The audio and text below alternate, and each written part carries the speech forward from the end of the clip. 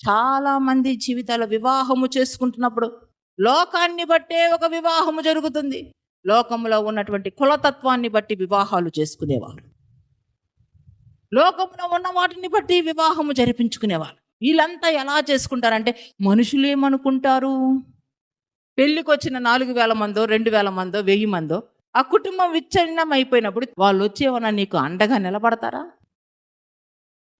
నీ కులస్తులు నిన్నేమన్నా భుజము తట్టి నిలబెడతారా?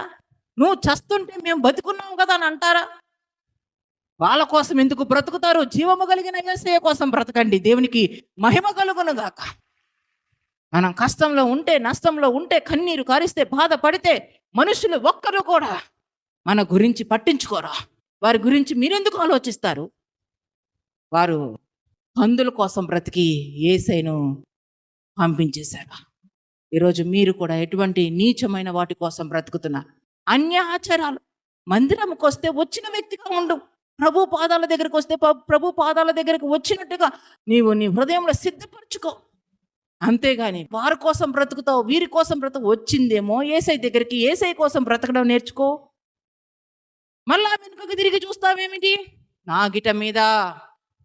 గిట మీద చెయ్యి పెట్టి వెనుకకు తిరుగువాడు నాకు పాత్రుడు కాదు అంటున్నాడు యేసయ్య. ఈరోజు చాలా మంది నాగిట మీద అయితే చెయ్యి పెట్టారు కానీ చూపులన్నీ లోకం వైపే ఉన్నాయి. నాగిట మీద చెయ్యి పెట్టారు కానీ బ్రతుకంత ఆచార భక్తి. అందుకే యేసయ్య మీ గృహంలోనికి ప్రవేశించలేదు.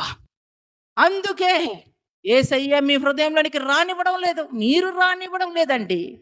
మీ ఇష్టానుసారమైన జీవితంతో యేసయ్యని మీ హృదయంలోనికి రానివ్వడంలా, మీ ఆచారపరమైనటువంటి వ్యర్థమైనటువంటి జీవితాన్ని బట్టి మీ ఇంటిలోనికి యేసయ్యను రానివ్వడంలా.